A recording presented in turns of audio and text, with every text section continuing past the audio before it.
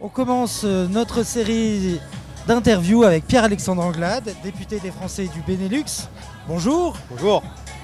Toute première question, j'imagine que vous êtes content suite à ce résultat. Très grand soulagement, très grand bonheur parce que les Français ont fait un choix extrêmement clair ce soir en élisant largement Emmanuel Macron. C'est, je crois, un signe d'espérance pour notre pays mais aussi d'espérance pour le projet européen et pour les Françaises et les Français de l'étranger parce que le président de la République avait un message très clair à leur adresser avec de réelles avancées, de réels progrès pour notre communauté qui est établie partout dans le monde. Et donc c'est un message, je crois, d'espoir et d'ambition pour l'avenir. D'ailleurs, vous parlez de l'Europe, vous êtes le député des Français de la capitale européenne. Est-ce que ce fut une vraie inquiétude pour vous, le vote de Marine Le Pen? Parce que dans une élection, il y a toujours une part d'incertitude. Et donc il faut à chaque fois redéposer au pied des gens la confiance qu'ils vous ont donnée. Et donc on a essayé de convaincre encore et convaincre les Françaises et les Français, qu'ils soient au Benelux, à Bruxelles ou n'importe où ailleurs dans le monde, que le projet européen dans ce temps de crise est un élément de protection supplémentaire absolument nécessaire.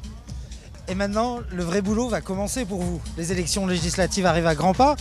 Comment transformer cet élan national au niveau local? Il va falloir qu'on travaille effectivement pour donner une majorité au président de la République qui a proposé aux Françaises et aux Français un projet extrêmement clair, un projet de renforcement de l'indépendance de la France, de renforcement de l'Europe. Et donc on va travailler avec mes collègues députés sortants, mais aussi avec de nouvelles personnalités qui seront aussi investies pour faire en sorte de donner la majorité la plus large parce que nous sommes dans un temps de crise. Nous sommes dans un temps où nous avons besoin de stabilité et de continuité.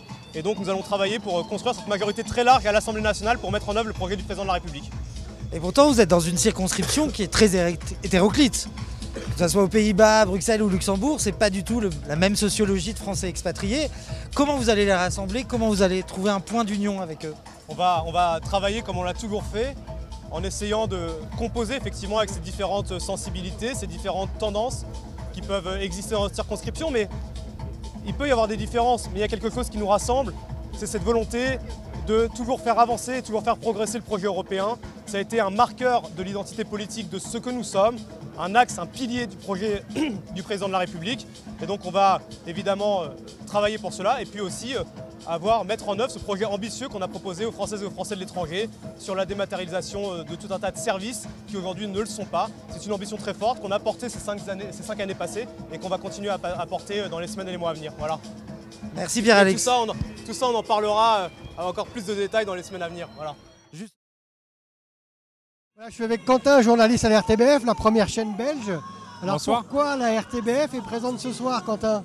La RTBF est présente ce soir parce que la France est un pays francophone. On est en tout cas à Bruxelles et en Wallonie extrêmement attentif à ce qui se fait, à ce qui se dit, à ce qui se montre en France.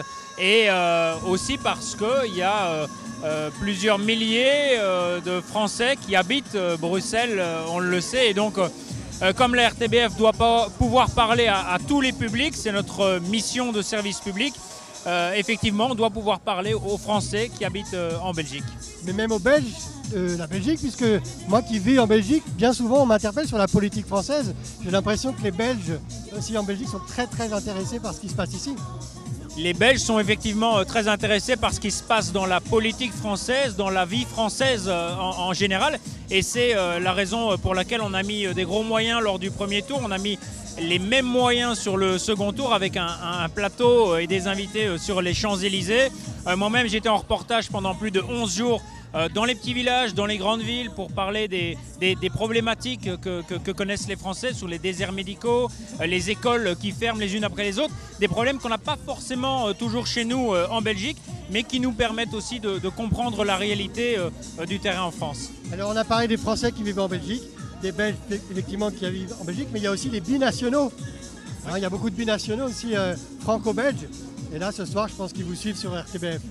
Oui, il y a énormément de monde qui nous suit sur la RTBF. Là, je viens de recevoir à l'instant les chiffres du site où il y avait plus d'1 200 000 personnes qui étaient connectées au moment de l'annonce, parce que c'est vrai, on n'est pas tenu au résultat à 20 h chez nous et donc on peut donner ces résultats à l'avance avec les sources, avec les vérifications qui sont d'usage. Et c'est vrai que les Suisses, mais pas seulement, hein, on sait que les Canadiens et forcément les médias français sont intéressés et regardent ce qu'on fait, bien évidemment. Eh ben, merci beaucoup Quentin, RTBF présent ce soir.